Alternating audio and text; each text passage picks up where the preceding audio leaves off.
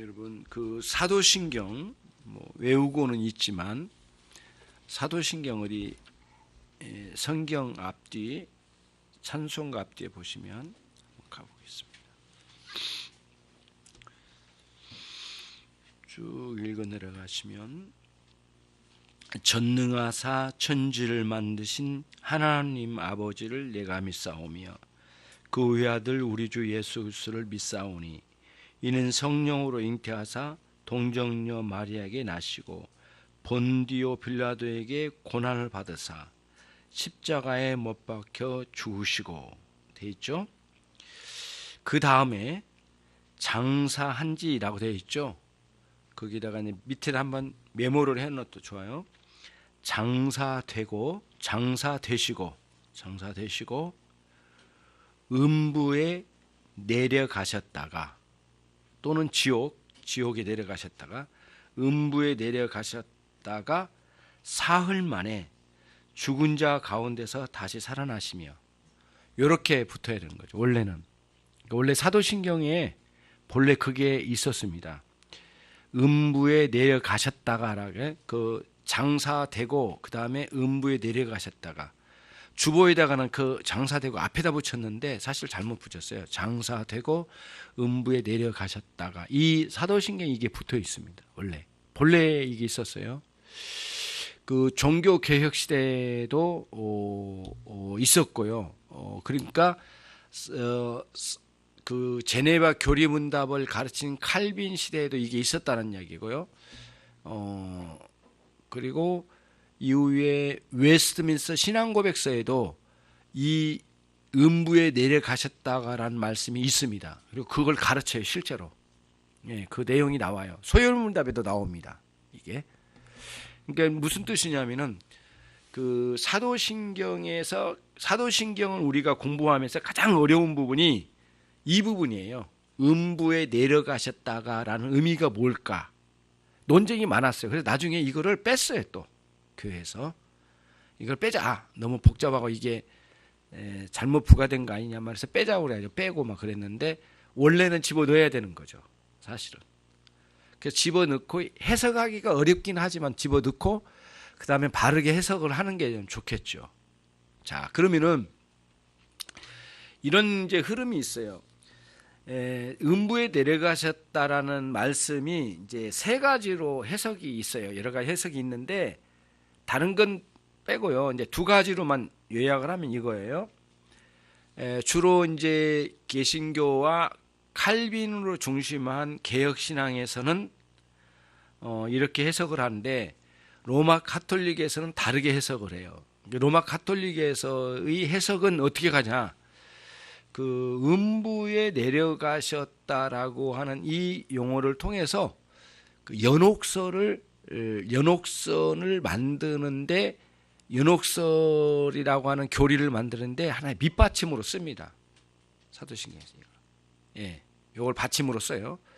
그래가지고 예수님께서 지옥까지 내려가셔서 실제로 거기에 있는 그 지옥에 가 있는 사람들을 구원해 주러 가신 거다. 이렇게까지 표현을 해요. 그래가지고 연옥설이라고 하는 그 어떻게 보면은 굉장히 오류가 많고 문제가 심각한 내용을 이제 만들어낸 거죠.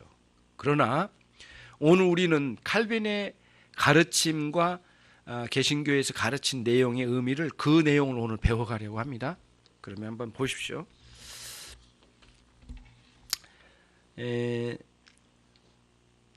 65문 음부에 내려가셨다가라는 말이 가르치는 의미는 무엇입니까? 시작.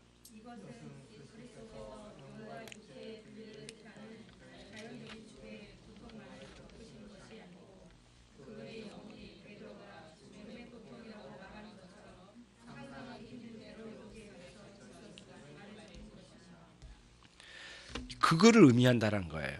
자, 예수님께 그러니까 사도신경에 예수님이 음부 지옥에 내려가셨다가라는 표현을 쓴 거는 문자 그대로 지옥이라고 하는 곳에 장소적으로 내려가셨다라는 의미보다는 사실은 고통의 의미를 부과시킨 거란 거예요. 이렇게 해석을 해야 된다는 거예요. 예? 그러면 이제 사도신경을 만들어서 우리가 사도신경을 통해서 신앙 고백을 해나가면서 주님의 고통이 무엇이었는지 이거를 생각하게 한 거죠. 근데 여러분, 우리들이 이런 거예요. 누군가 헤어지면 그 정을 띈다라는 게 굉장히 고통이 심하거든요. 누군가의 어떤 정을 나누던 사람은 띈다는 것은 엄청난 고통이 와요. 예. 사별을 하거나 가족을 잃었을 때 오는 고통이 보통 고통이 아니에요. 그냥 그 가족이 내 곁에 없으니까 생활의 불편함, 그게 아니에요. 그 존재가 나와 함께 관계를 끊고 떨어져 나간다는 게 너무너무 힘든 거예요. 그게 힘든, 고통스러운 거예요. 그렇잖아요. 그래서 예수님께서도 십자가에 죽으실 때, 십자가에 운명하실 때에 실제로 그걸 고통스러움을 표현하셨어요. 그냥 십자가에 달려서 몸이 죽어가는 것을 통해 몸의 고통보다는 더 큰 심각한 고통은 뭐냐? 주님의 영혼에 사무친 하나님 아버지로부터 버림받아, 일시적인 버림이고 완전한 버림은 아니지만 일시적인 버림을 통하여 하나님 아버지와 끊어지는 것 같은 고통, 그거를 경험하신 거예요. 그게 어디 나오냐면은 마태복음 27장이 나와요. 한번 찾아보도록 하겠습니다. 여기는 다 나오질 않아가지고요. 마태복음 27장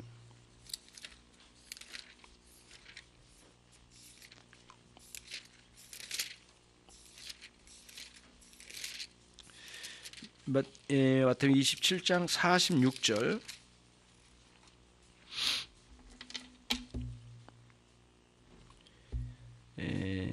구시쯤에 예수께서 크게 소리질러 가라사대 엘리 엘리 라마 사박다니 하시니 이는 곧 같이 읽겠습니다.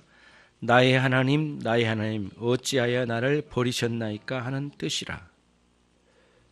그러니까 일시적이긴 하지만, 그리고 이 버림받음을 경험하신 거예요. 예수님이 하나님으로부터 그 하나님의 진노가 그리스도 위에 부어졌잖아요. 그 순간 주님이 처절하게 버림받은 것을 경험하신 거예요. 얼마나 그러니까 하나님 아버지와 잠시 동안 그 육체를 입고 오신 주님이 이렇게 이별을 하신 것 같은, 떨어진 것 같은 느낌, 버려진 것 같은 느낌이에요.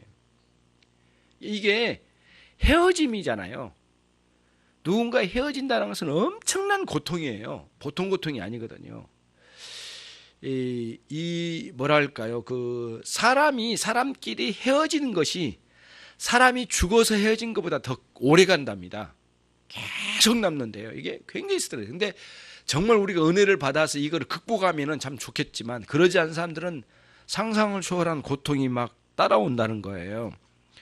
주님께서 영적인 고통을 더 심하게 경험하신 거예요. 육체적인 고통도 크지만. 예.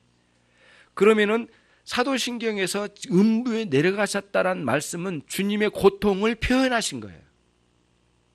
십자가에 죽으시고 죽음의 고통이 얼마나 심각한가를 주님이 충만하게 경험하시고 다시 3일 만에 부활하신 거예요. 그거를 표현하려고 사도신경에 음부에 내려가셨다가 라는 용어가 쓰여졌다는 거예요. 칼빈은 그 내용을 해석하기 어려우니까 빼버린 게 아니라 그걸 그대로 넣어놓고 그 다음에 그거를 오늘 이제 65문부터 이제 70문까지 그 내용을 설명해 나가려고 힘썼어요. 그러니까 주님께서 우리를 위하여 대신 십자가에 저주 받으심의 고통이 무엇인지를, 이거를 참 묵상할 때 이런 묵상이 굉장히 필요해요. 저와 여러분이 주님이 나를 위하여 저주를 받으심의 고통이 무엇인가에 대한 알아감이에요. 근데 여러분, 우리들이 이런 생각을 많이 하잖아요. 실제로 적용하면 여러분들이 이 세상에서 경험하는 어려움이 있잖아요. 고통들이 있죠. 많은 어려움들이 있어요. 고통들이 있어요. 그것만 곱씹으면은 우리의 인생이 좋을 것 같은데, 그리고 올바른 것 같은데 아니에요. 그렇지 않아요. 항상 우리 문제는 그거예요. 우리 문제에만 매달려 있는 거예요. 너나 나나 다 그래요. 그래서 내가 힘들대. 예. 너나 나나 다 힘들대. 다 힘들대. 그러니까 자기의 고통만 생각해. 근데 사실은 성경에서 계속해서 우리에게 일러준 건 뭐냐면은 너의 고통을 통하여 그리스도의 고통이 뭔지를 생각하라고 주신 거거든요. 그런 거는 생각을 안 해. 예. 누구에게 좀 배신 좀 당하면 못 견뎌, 사람들이. 그런 걸 많이 경험하잖아요. 그래서 그러지 말고요. 복음적인 방식은 뭐냐면 내가 지금 당하는 엄청난 고통을 가지고 가는 거예요. 어디로요? 십자가에서 당하신 그리스도의 고통이 뭔지를. 그러면서 오늘 여기에 음부에 내려가셨다는 의미까지를 파고 들어가 보는 거예요. 그런 식으로 생각하는 게 복음적인 적용이거든요. 굉장히 중요한 면인데 우리들이 참 이걸 많이 잊고 살잖아요. 자, 실제로 베드로 사도가 사도행전 2장 24절에서 죽음의 고통을 표현을 했어요. 예. 자, 오른쪽 사도행전 2장 24절이라고 써져 있죠. 같이 읽습니다. 하나님께서 사망의 고통을 풀어 살리셨으니 이는 그가 사망에게 매여 있을 수 없었습니다. 예. 사망의 고통까지 매여 있었대요, 주님이. 그러니까 다시 말하면 아까 음부에 내려가셨다는 의미는 그 죽음의 고통을 충분히 주님이 경험하시고 3일 만에 부활하셨다는 거예요. 그러니까 우리들이 너무 신앙이 얄팍한 신앙생활이 뭐냐면은 예수님이 십자가에 쉽게 죽고 십자가에 아주 쉽게 부활하신 거 너무 간단하게 지나가요. 예. 그러는 게 굉장히 많아요. 그렇죠? 항상 외면적으로 봐요. 그래서 누가 힘들다고 할 때 밖으로 볼 때 누가 힘들대. 그래서 사람들은 자꾸 그냥 겉으로 보는 것만 힘들다고 이해를 해요. 근데 그 안에서 가지고 있는 영적인 고통이 뭔지는 잘 이해를 안 하려고 해요. 똑같아요. 주님께서 경험하신 그 십자가의 고통의 의미를 파고 들어갈 때도 그냥 못 박힌 거 그 육체적인 고통만 생각하지 주님이 영혼 깊은 곳에서 경험하신 고통을 생각을 못 하는 거죠. 예. 그런 관점을 잘 보셔야 됩니다. 굉장히 그래서 복음을 겉핥기식으로 흘러갈 때 오는 우리들의 이제 실수들을 많이 범해요. 심지어는 아예 주님을 거들떠보지도 않아요. 그런 사람이 어디 있냐고. 그런 사람이 신자가 아니죠. 정말 그래서 여러분과 제가 너무너무 힘든 상황을 경험할 때 그리스도의 고통으로 파고 들어가는 거예요. 그 고통을 끌어안고. 그러면서 거기서 주님과 고통을 내가 현재 경험하는 고통을 처절하게 주님과 함께 경험하는 고통을 그렇게 경험하는 게 우리의 신앙의 성숙을 이루는 방식입니다. 다른 게 없어요. 다른 길은 있질 않아요.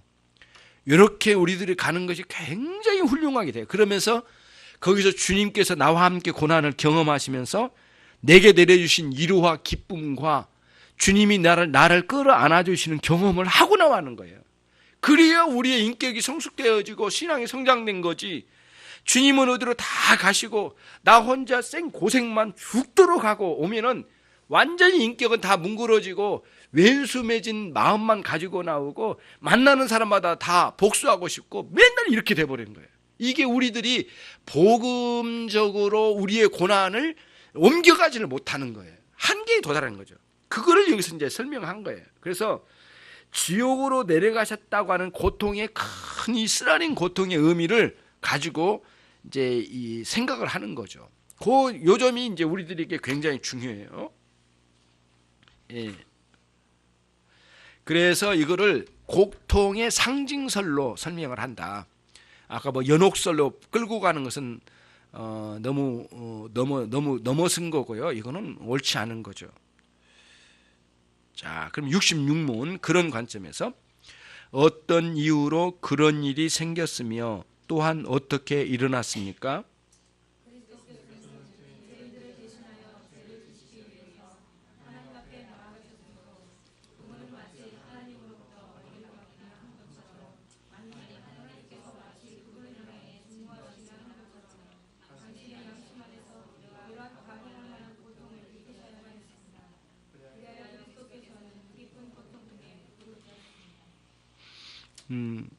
주님의 고통을 이렇게 실제적으로 이해를 하고 들어가는 것이 참 중요해요.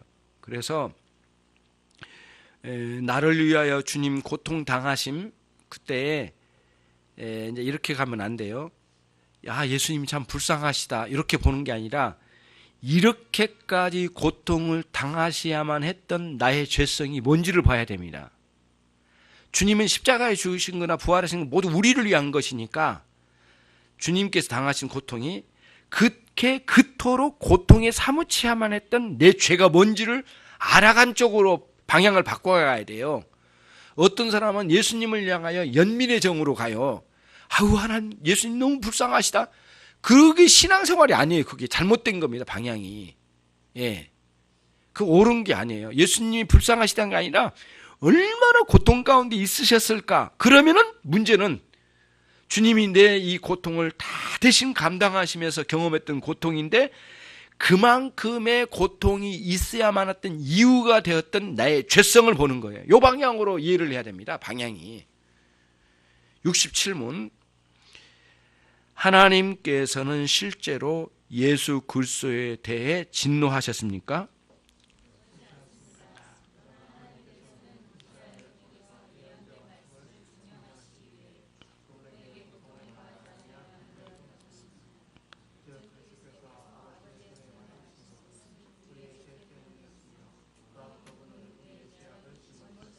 예. 그러니까 여기서 말씀드리는 건 뭐냐면 예수님께서 죄를 저질러서 예수님 당신이 받은 저주가 아니라 우리 것을 대신 받으신 저주였다는 거예요. 그 고통이었고 그 원리를 이해시키려고 한 겁니다. 68문. 그러나 친히 하나님이신 그분이 마치 하나님으로부터 버림받기는 한 것처럼 어떻게 그러한 심한 공포 속에 머물러 있을 수 있으십니까?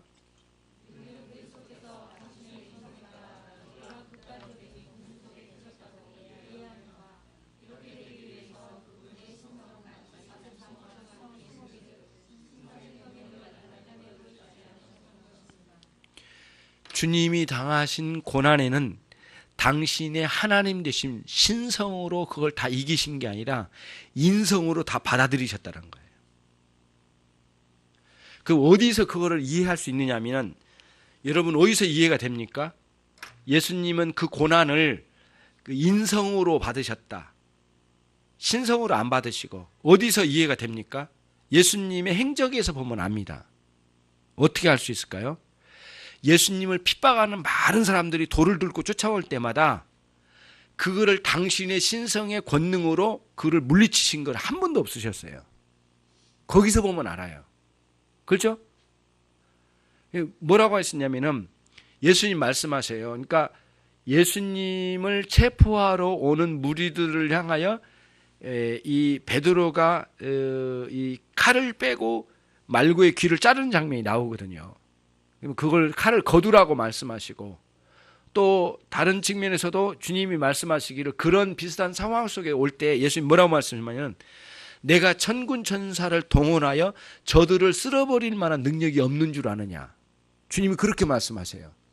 나는 그 신성을 사용하지 않는다. 이렇게 말씀하셨거든요. 그러니까 주님이 당하신 고난의 전 과정을 보면은 그 고난을 인성으로 다 받으셨어요. 온몸으로 받으신 거예요.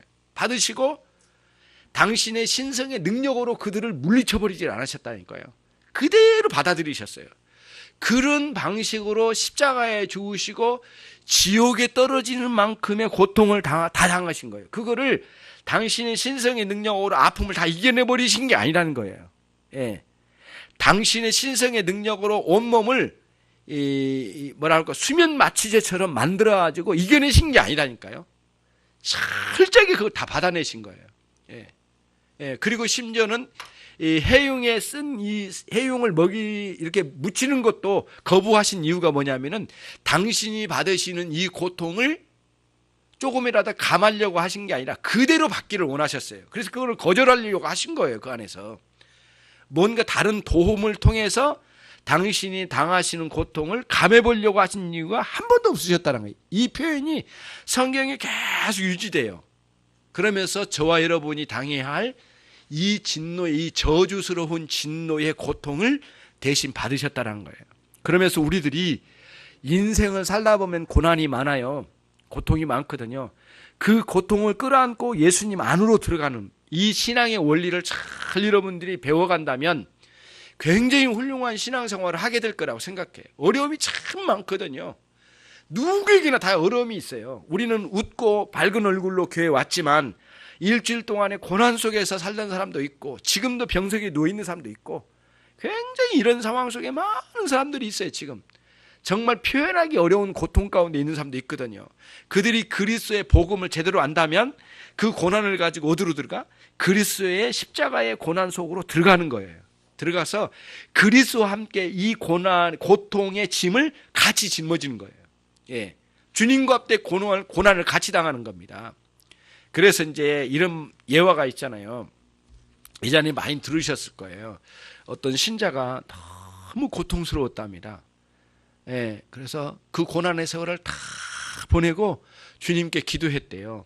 주님, 왜 내가 그 고난받을 때 어디 가셨습니까?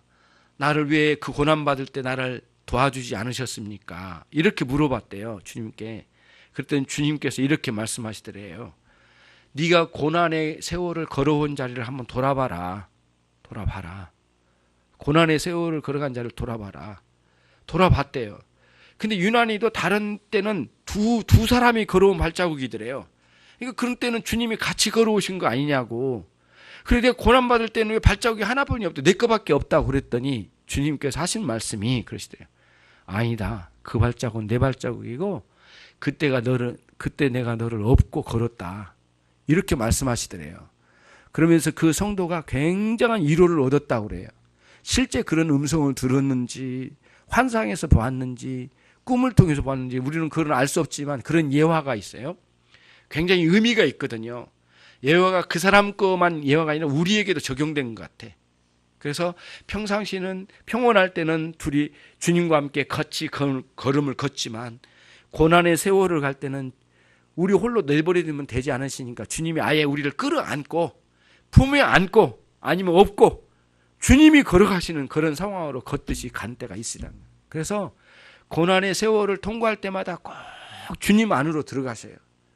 그래서 절절하게 눈물로 주님과 함께 만남을 갖는 거예요. 굉장히 중요하거든요. 예.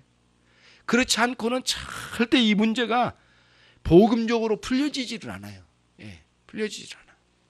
자, 그 다음 69문입니다. 세상의 구원자이신 예수 그리스도께서 어떻게 그러한 저주 가운데 빠질 수 있습니까?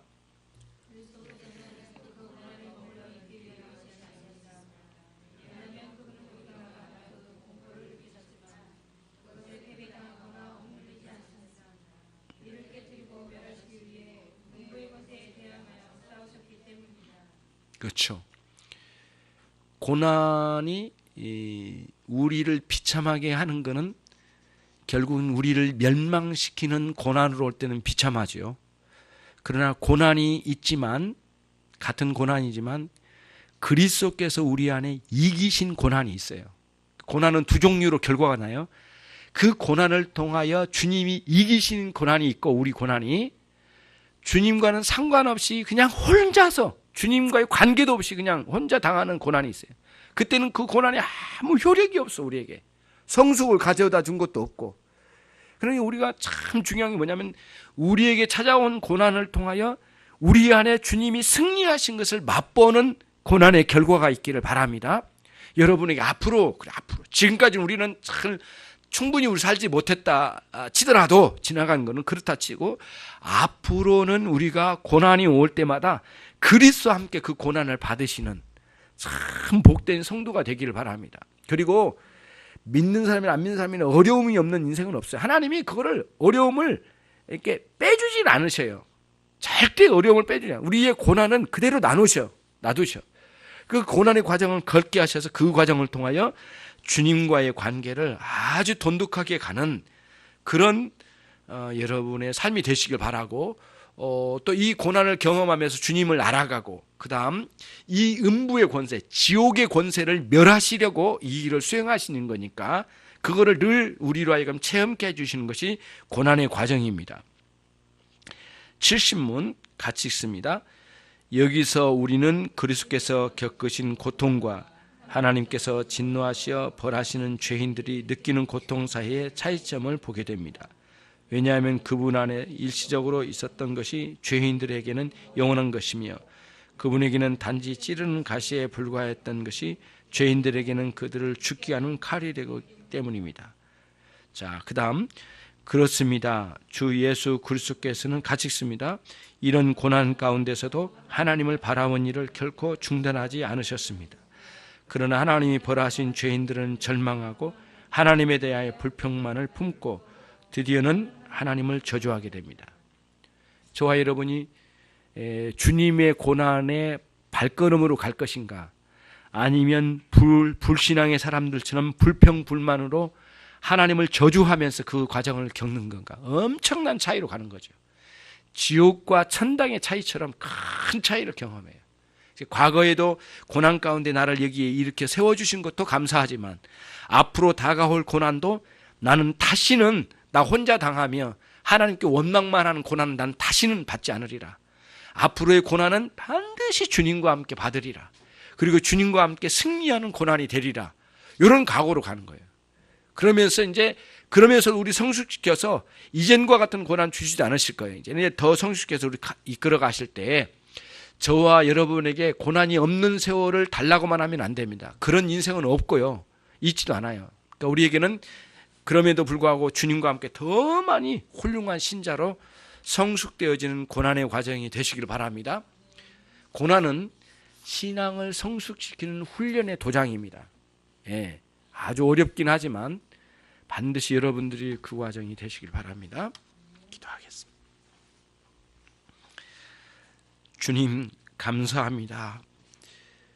저희 교회의 모든 성도들이 오늘 말씀과 같이 고난을 그리스도와 함께 감당하는 종들이 되게 해 주시옵소서. 하나님, 인간의 힘으로 하던 일은 모두 지쳤습니다. 할 수 없습니다. 주님, 이제는 제발 복음적인 원리 안에서 그리스도와 함께 고난을 감당할 수 있는 종들이 되게 해 주시옵소서. 현재도 고난 가운데 지나고 있는 지체들이 있습니다. 하나님, 잊지 않게 하옵소서. 그리스도의 극심한 고난과 함께 우리 주님 지금 경험하고 있는 고난을 함께 경험하여 주님과 함께 경험하여 그리스도의 극심한 고난을 깨달아 알아가게 해주시고 이 과정을 통하여 신앙의 성숙과 주님과 가까워지는 놀라운 변화가 우리 가운데 있게 해 주시옵소서. 우리 주님이여 평온한 날도 허락해 주시고 그 과정을 통하여 더욱더 주님과 찬송과 감사가 넘치는 과정들이 되게 해 주시옵소서. 예수 그리스도의 이름으로 기도 올리옵나이다. 아멘.